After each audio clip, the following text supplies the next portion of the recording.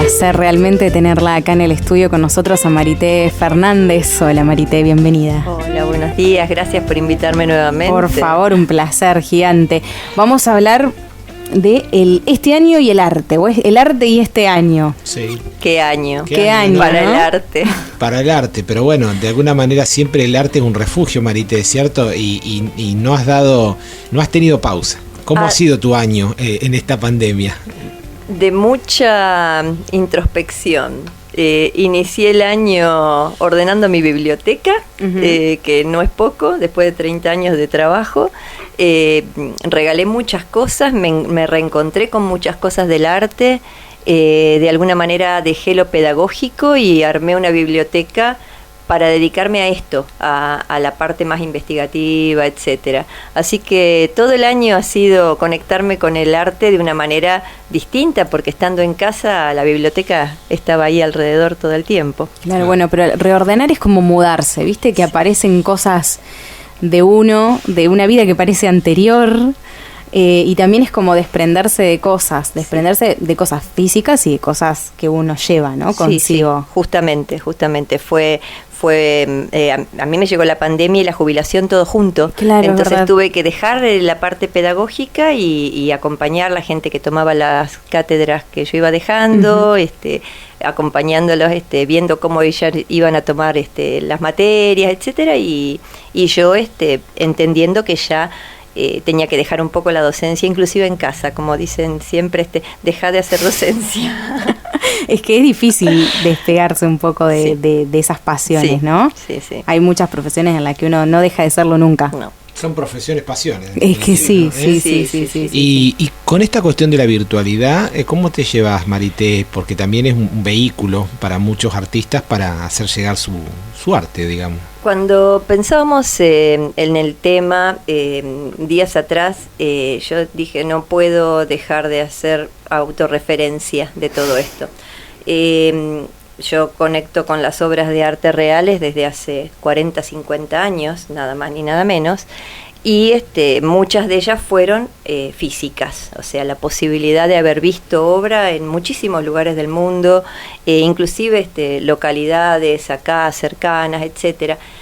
Y este año encontré una diferencia muy grande y una alegría muy grande, porque desde mi historia personal, yo he tenido épocas en las que he viajado y he tenido que decidir qué comía ese día en una ciudad extranjera y si podía comprar las diapositivas que tenía que traer para dar clase, por ejemplo. Hoy todo está a la mano. En ese momento recordaba el viaje con Susana Perestor a Nueva York para ver arte moderno, y que Susana me dejaba, y me emociona contarlo, delante de algunas obras y me decía, bueno, vos llorá un ratito y yo te vengo a buscar y me voy con el grupo, porque tenía la posibilidad de estar viéndolas, ¿no? Lástima que no me dejaban tocarlas algunas. Hoy día, ese sacrificio, porque eran sacrificios económicos también, por supuesto, no hay que hacerlos más. O sea, todo el arte está a la mano de cualquier espectador. Es una democratización, como es una democratización, ¿no? Del arte, sí. Y es otra mirada. Y hay tantos puntos para hablar de lo que sucedió durante este año. Para mí fue una alegría muy grande que los museos se desacartonaran. Ya lo venían haciendo, pero empezamos a encontrar caras de gente que mi compañera de estudio, María de la Paz López Carvajal, se dedicó a la investigación en el Museo Castañino de Rosario. ¿Y ella está en el Macro o en el Castañino? Bueno, los dos. Creo que en este momento ya está retirada de los museos. Mira. Hace poquito, no puedo decirte fehacientemente, pero se dedicó mucho tiempo a estar de puertas adentro. Ella no era una guía, ella era una investigadora. Entonces nos ha sucedido ahora empezar a encontrar personas que estaban dentro del museo y que eran planta funcional permanente del museo, que han salido a hacer estos videos que nos han contado tan lindo todo lo que hay, todo el acervo cultural de cualquiera de los museos. Prácticamente con el devenir de los meses han pasado a ser amigos virtuales, porque uno los esperaba, a ver con qué van a venir esta semana el Museo del Prado, el Museo Museo del Malva, etcétera, a contarnos y de qué manera. Y había también esta posibilidad de investigarlos a ellos, a ver qué van a decir, cómo lo van a contar. Esta persona estará a la altura de poder, no hablo de países extranjeros, estaremos a la altura de tener una persona que transmita bien lo que se está diciendo, lo que se está haciendo en los museos nacionales, etcétera. Realmente fue impecable. Han hecho un trabajo muy lindo, nos han amigado con los museos, nos ha dado ganas de transitar con ellos y bueno, y hay un trabajo de escala. La gente tiene ahora una verdadera dimensión de cómo es de grande un museo, porque la cámara va recorriéndolo. No es lo mismo la filmación de una película donde aparece una escena en un museo, que ir caminando sala a sala con una persona que va contando. Entonces uno entiende cómo son las puertas, cómo son inclusive si uno mira despacito los videos, cómo son las cuestiones de seguridad, dónde están los elementos para humidificar las obras, ¿no es cierto? Uno va viendo cómo son los cortinados, cuáles obras están al sol, cuáles no. Es un recorrido virtual, digamos. Es un recorrido virtual, pero como si uno estuviera ahí, con el sacrificio que cuesta a veces poderlos caminar. Obvio. Así que bueno, esto fue para mí muy interesante y muy de una gran compañía, además de una gran compañía para los que tuvimos que estar metidos adentro de casa. Y para los artistas particulares, individuales, me parece que también fue un momento de mostrarse de otra forma. Surgieron varias plataformas, se me ocurre ahora la de Luis Gramet, que te permite cargar tu obra y mostrarla y llegar a cualquier parte del planeta. Lo mismo las redes sociales, que está bien que ya venían funcionando, pero me parece que tuvieron un crecimiento exponencial en ese sentido, ¿no? No hubiera sido lo mismo hablemos del arte en general, sí, porque inclusive los músicos, los trailers de las películas, absolutamente todo se pudo conocer porque tenemos las redes sociales. Los artistas no han sufrido esta coerción a veces que tienen las personas que como los jugadores de fútbol tienen sus pases, de decirles, bueno, yo te voy a hacer una nota, pero en este momento las notas eran todas. Con lo de Luis, por ejemplo, todo el mundo está en la posibilidad de ser visto.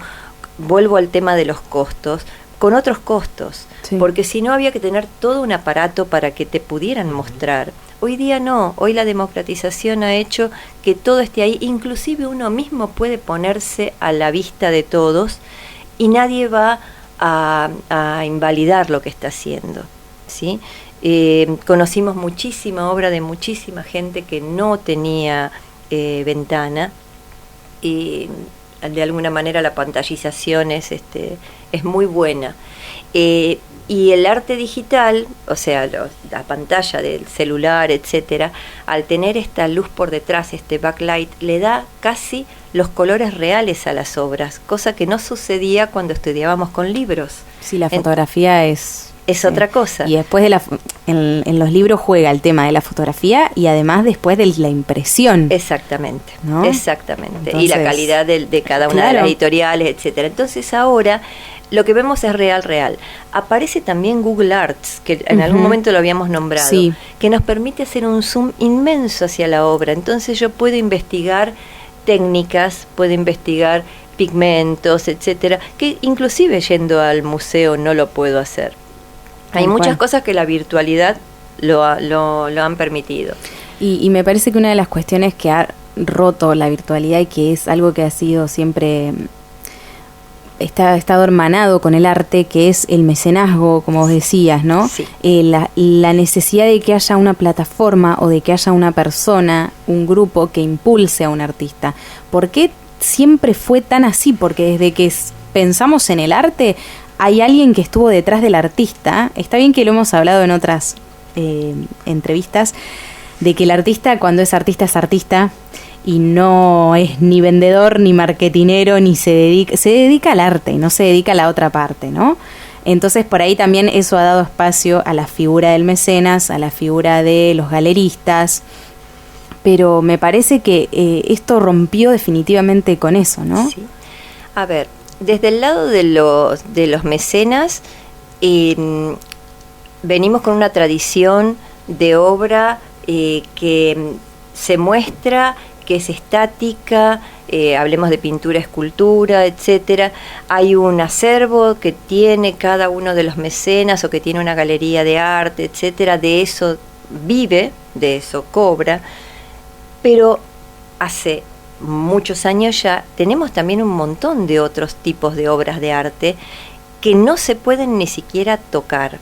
Entonces, yo tengo hoy la posibilidad de presentar obras virtuales y no necesito a alguien que me valide la posibilidad del traslado, los seguros, etcétera. La obra está en la virtualidad, está en la red. Entonces eso ya la hace intangible, intocable y mía. Uh-huh. Mía y de todos, porque sí, además es universal. Eso por un lado.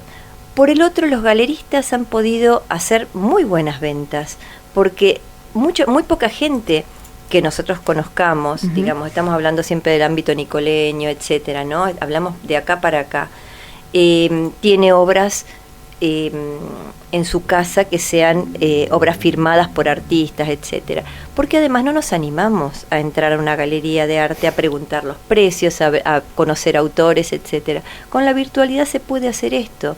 Es otro mercado libre, de uh-huh, alguna manera. Uh-huh. Entonces uno puede preguntar qué esto, lo otro, y se despersonaliza y se tienen menos miedos, ¿no? Entonces también esto creció en cuanto a la posibilidad de adquirir pequeñas obras, grandes obras, regalar algo para un casamiento, etcétera, que antes no se atravesaba, ¿sí? Era una puerta que no se atravesaba a las galerías, ir a una subasta. Hoy día puedo seguir una subasta online y me divierte verla aunque no pueda comprar las obras, pero está todo ahí. Es participar, es estar ahí. Es estar ahí, es sí, estar ahí. Sí, vivirlo. Igualmente, creo que la pandemia hizo que perdiéramos bastantes tipos de obras especiales que en el no deambular no pudieron circular.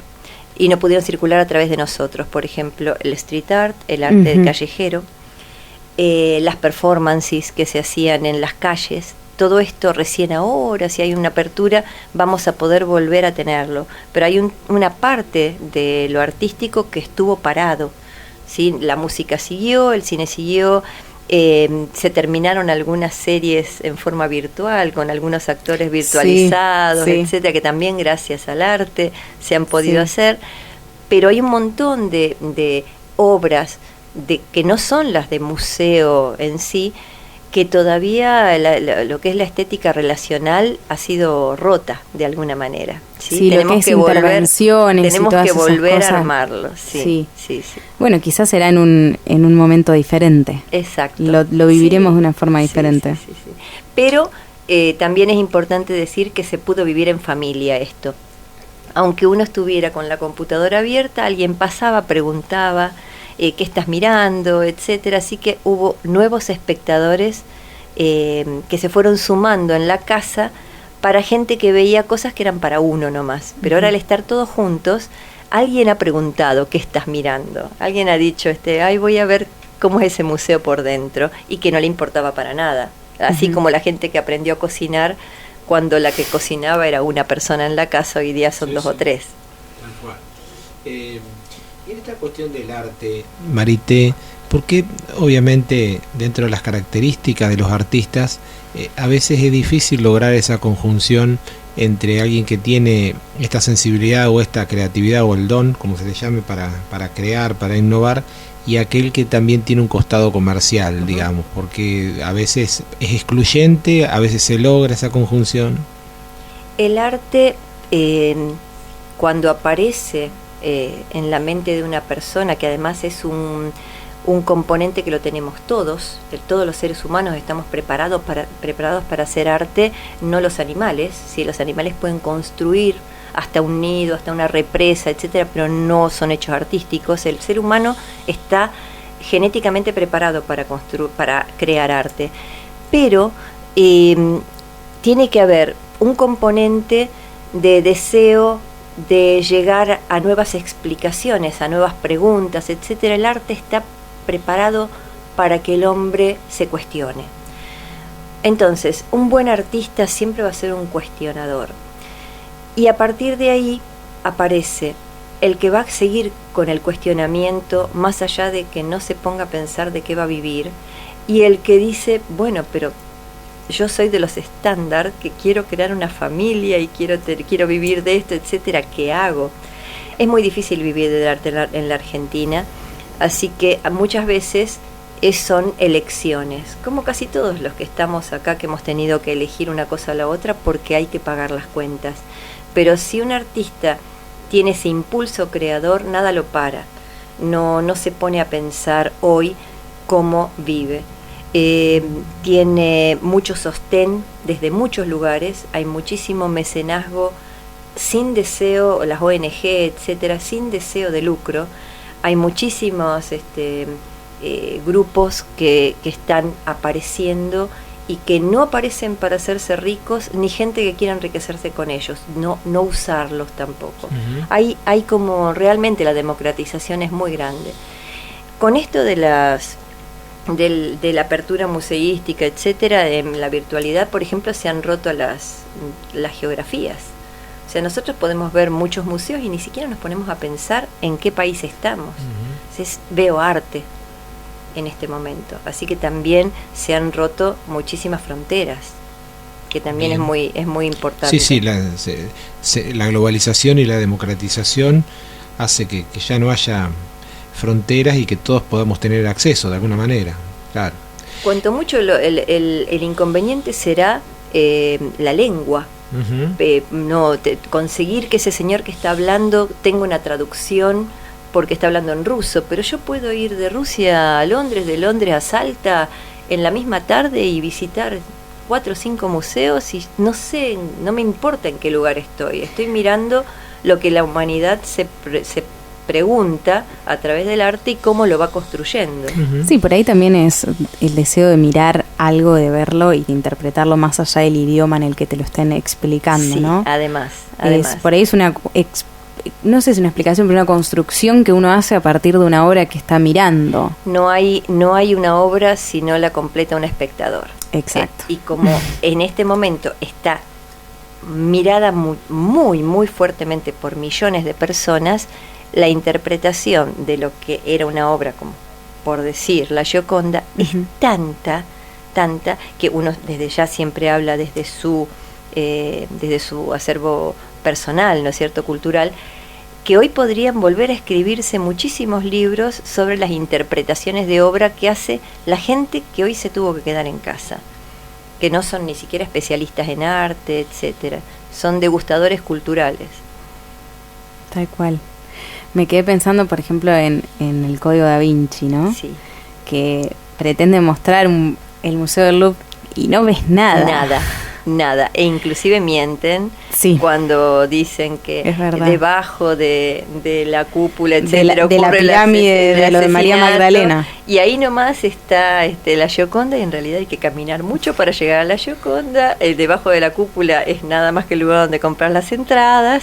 Ves, es lo lindo del arte también, que miente muy bien. Bueno, ahora justamente con lo de la película me acordaba que vos sos una gran cinéfila y que te gusta mucho descubrir esas cosas, sí, en las películas, ¿no? Mirar por detrás, sí. Es que con los años la mirada se educa, es lo mismo que un deportista, etcétera. Yo no pienso seguir corriendo, pero la mirada todavía me acompaña.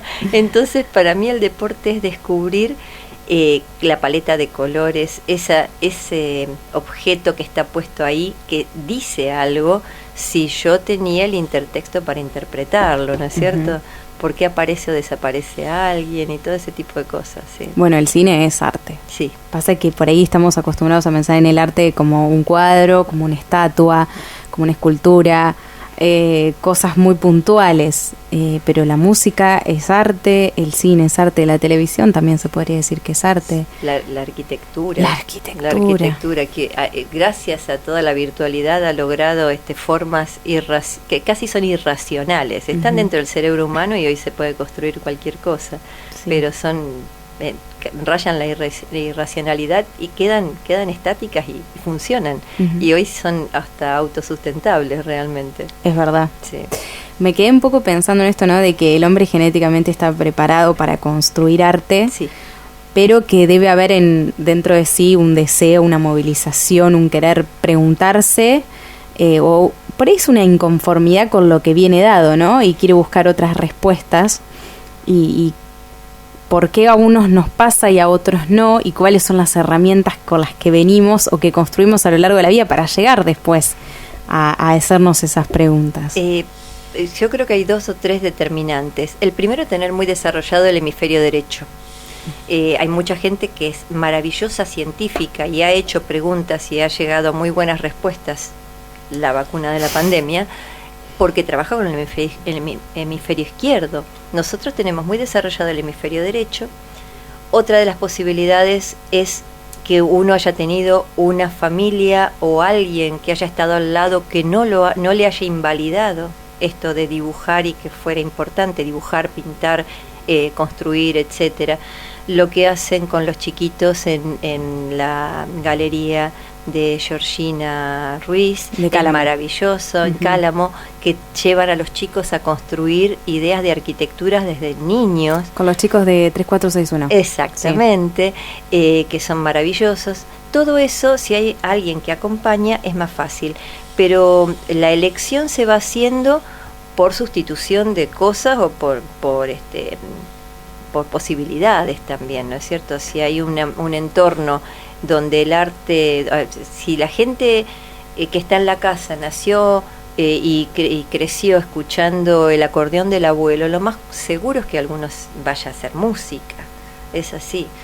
También las preguntas van a estar siempre, pero hay canalizadores, hay gente que necesita preguntarse desde el espacio danzante, hay gente que necesita preguntárselo desde una cámara de filmación, y hay gente que busca las herramientas plásticas porque con eso puede contar y decir o salir a preguntarle a la gente qué le parece esto que estoy haciendo, qué le dispara a usted. Uh-huh. Sí, es la elección pero todos tenemos la capacidad de crear artísticamente. Y qué importante darle a los más chicos las herramientas de que prueben Sí. y definan qué les gusta y qué no. Después viene No es necesario que vayan a un conservatorio, No. quizás, ¿no? Pero que en su casa tengan herramientas que les permitan ir probando música, ir probando pintura, Sí. Cosas más racionales, construir, no sé, pero que vayan probando y vayan definiendo desde pequeños un poco, porque es muy importante saber lo que a uno le gusta. Un jardín con apertura. Yo que tantos años formé maestra jardinera, formé parte del grupo que formábamos maestras jardineras, un jardín con apertura mental, donde además se puedan ver las capacidades de cada uno de los chicos. Pero después viene el refinamiento. No todo es música, no todo es buena película, no todo es buena arte. Arquitectura, no todo es arte. Así que después uno va aprendiendo quiénes son las personas que validan las cosas que guardamos para la posteridad y por qué las guardamos. Hay una historia también para eso. Un placer, Marité. Gracias por venir. Gracias a Gracias ustedes, por venir. chicos. Realmente ha sido un año muy lindo para mí porque me han mantenido activa mentalmente. Me han dado la posibilidad de hacer lo que más me gusta.